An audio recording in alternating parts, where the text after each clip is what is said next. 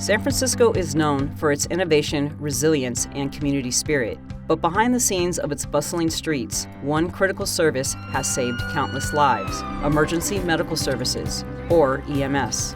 Today, we take a journey through the 130-year history of emergency medical services in San Francisco, from its humble beginnings to the advanced life-saving system we rely on today.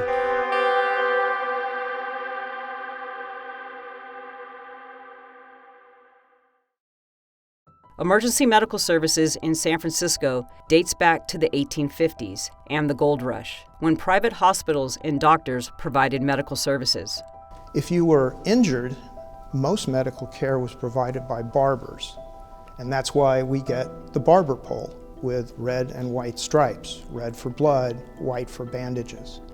In 1872, a receiving hospital was established in the basement of City Hall to treat prisoners who were housed there and the public, but it lacked ambulance service, so patients arrived by any means they could find.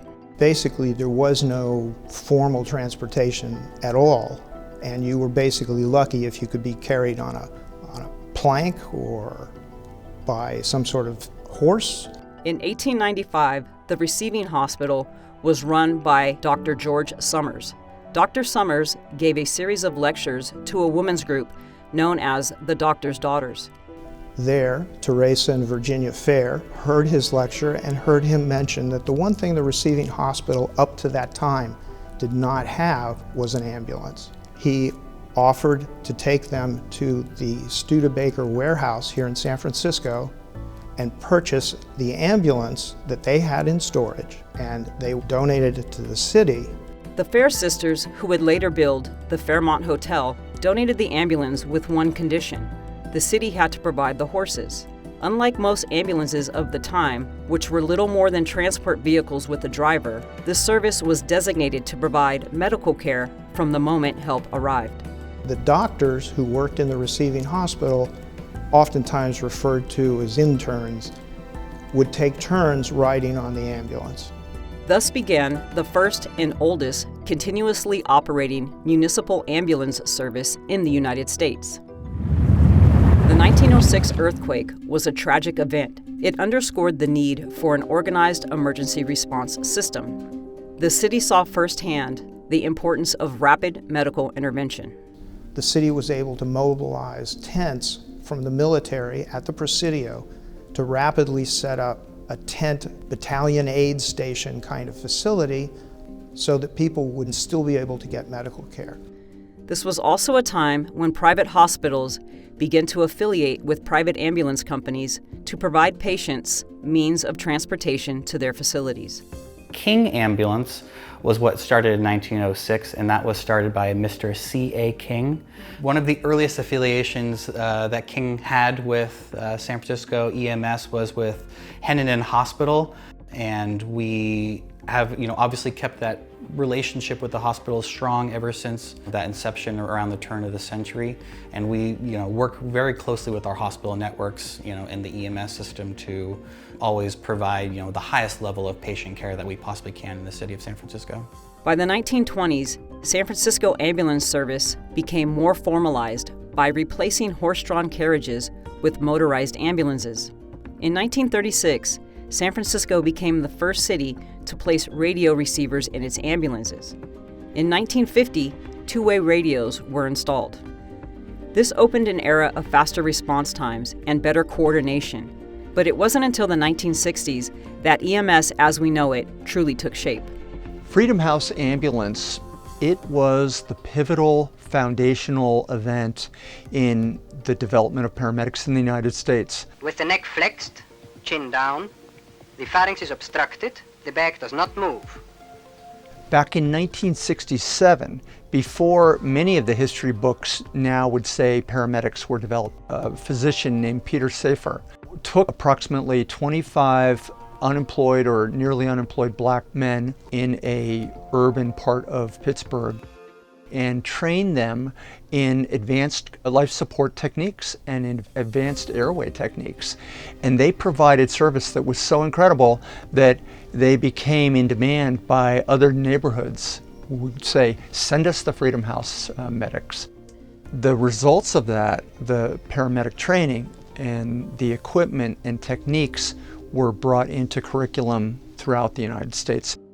The 1970s brought a major transformation to EMS in San Francisco. The passage of the National Emergency Medical Services Systems Act in 1973 led to the standardization of emergency medical technician and paramedic training nationwide. San Francisco was quick to adopt these new protocols, leading to the establishment of paramedic-staffed ambulances and advanced life support units. During this time, San Francisco's private ambulance services were also helping push forward advances in EMS. Raymond Lim, our former general manager and vice president in San Francisco, introduced a lot of groundbreaking technology into the EMS industry, mainly the resuscitators and inhalators at the time, and also the NICU units for premature babies. In the early 1990s, a worsening city budget, massive deficits, and change in healthcare financing eventually led to a need for changes in the municipal ambulance service. The health department was tasked with trying to figure out a way to put the perfect model into place. After 3 town hall meetings and 51 working group meetings that produced 247 recommendations, the most significant recommendation was to implement a new fire-based EMS system for both response and transportation. This officially occurred on July 1, 1997, transferring 102 years of Department of Public Health stewardship of the municipal ambulance service to the San Francisco Fire Department. We had some ambulances that were inside of the firehouse, but when we reconfigured the whole EMS system, what happened is we phased those ambulances out of the firehouses out into more of a dynamic deployment. So a lot of the ambulances that came to work in the city here, you would post on a corner or post wherever they tell you. You wouldn't have a station to go to, so you would be out in your ambulance for about 10 hours. The challenges that came with the merger mostly had to do with trying to blend 2 very different cultures. The paramedic culture being one of autonomy and small team work versus the fire department, which had a fairly aggressive stance toward the hazard, put the fire out quickly. They did it in a team-based approach. Firefighters, they sleep in their fire's house and they run calls and they get to know the same co-workers, right? And then for the EMTs and the paramedics, EMS personnel, they have to know all the different firehouses, right? And they don't get to live and stay with their same team. So you're always moving and you're driving around the city and you don't get to go back to one place to rest. Currently, the majority of the 911 response in San Francisco is the responsibility of the San Francisco Fire Department.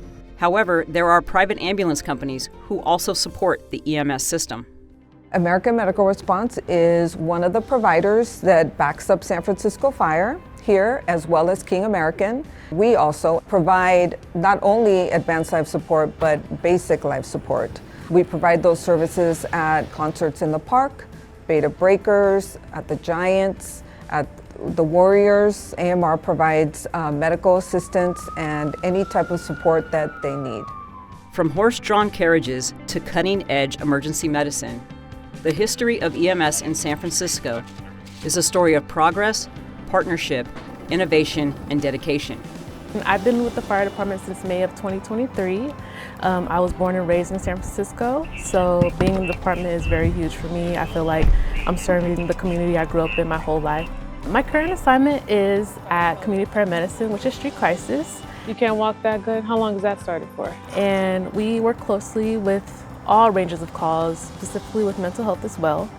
All I know has been helping people, so this is very rewarding. A lot of what people think we do is responding to car accidents, responding to cardiac arrests, and we do go to all those calls. But with our job, we also get to see kind of the social setting that they're living in, and if they might need more social services, more assistance around the house. We're kind of the first link in the chain. For over a century, San Francisco's EMS has been there when it mattered most. And as we look to the future, one thing remains certain: help will always be just a call away.